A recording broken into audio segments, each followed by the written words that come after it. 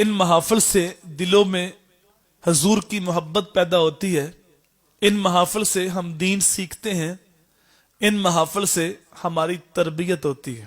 لیکن ہم دیکھتے ہیں کہ بعض جگہ پہ یہ محافل صرف وقتی ذوق اور نعروں تک اور دعووں تک محدود ہوتی جا رہی ہیں، اور جو اصل روح تھی وہ نکلتی جا رہی۔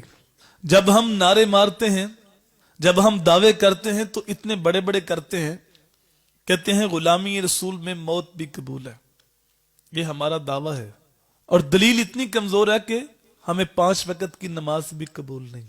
اگر کہا جائے نا کہ آؤ نماز پڑھو تو کئی بہانے ہیں، وہ کہتا ہے کہ میرے کپڑے پلید ہیں، اور اگر کہا جائے کہ آؤ کھانا کھانے چلتے ہیں ہوٹل پہ تو کہتا ہے ٹھہرو میں ابھی کپڑے بدل کے آیا۔ تو اصل میں وہ اللہ کے حضور جھکنے نہیں جانتا۔ صاحب آ صحیح جھک کر دیکھ تو صحیح، وہ تیرا تن بھی پاک کر دے گا، تیرا من بھی پاک کر دے گا۔ اقبال کہتے ہیں ایک سجدہ جسے تو گراں سمجھتا ہے، 1000 سجدوں سے آدمی کو دیتا ہے نجات۔ جو اللہ کے حضور جھکنا جانتا ہے وہ کسی اور کے آگے نہیں جھکتا، اور جو اللہ کے حضور جھکنا نہیں جانتا اسے پتہ نہیں کہاں کہاں جھکنا پڑتا ہے۔ نماز اللہ کے رسول کو اتنی محبوب تھی، جب نماز کا وقت ہوتا تو یہ نہ کہتے اذان کہو، بلکہ فرماتے ارہنا یا بلال، ارہنا یا بلال، بلال اٹھو ہمارے دل کو راحت پہنچا دو۔ اذان ہو تو میرے حضور کے دل کو راحت پہنچتی ہے، اور امتی نماز پڑھے تو نبی کی آنکھیں ٹھنڈی ہوتی۔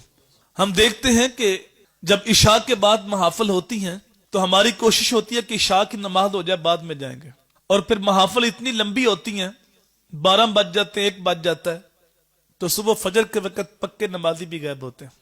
اب جس نبی کی محبت میں ہم نے محفل سجائی، اس نبی کی آنکھوں کی ٹھنڈک تو نماز میں رکھی گئی۔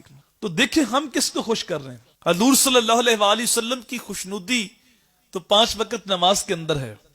آپ نے یہ بات تو کئی بار سنی ہوگی کہ حضرت علی کی نماز عصر قضا ہو گئی تو حضور صلی اللہ علیہ وآلہ وسلم نے سورج کو واپس پلٹایا۔ یہ بچہ بچہ جانتا ہے، یہ معجزہ ہے حضور کا، لیکن سورج کے واپس آنے سے پہلے بھی کچھ ہوا تھا، اور وہ کیا ہوا تھا؟ حضرت علی رو پڑے تھے، حضرت علی کی آنکھوں میں آنسو آ گیا تھا۔ اب دیکھنا یہ ہے کہ روئے کیوں تھے؟ حضور کے لیے قضا ہوئی تھی، حضور کا سر انور گود میں تھا، اور رب کا حکم ہے من یؤتی الرسول فقد اطاع اللہ، جس نے رسول کی اطاعت کی اس نے اللہ کی اطاعت کی۔ تو اللہ اس کے رسول کی اطاعت میں قضا ہوئی تو قضا پڑھ لیتے، رونے کی ضرورت کیا تھی؟ تو میرے بھائی روئے اس لیے تھے کہ علی کی زندگی میں پہلے کبھی قضا ہوئی نہیں تھی، علی نے کبھی قضا پڑھی نہیں تھی، قضا پڑھنے کی عادت نہیں تھی، یہ پہلا موقع تھا، قضا ہوئی تو رو پڑے۔ اور پھر حضور نے سورج کو واپس پلٹایا، علی نے اس دن بھی قضا نہیں پڑھی، اس دن بھی ادا ہی پڑھی۔ دیکھیں ہم کیسے علی کے محب ہیں جو نماز کے قریب نہیں جاتا۔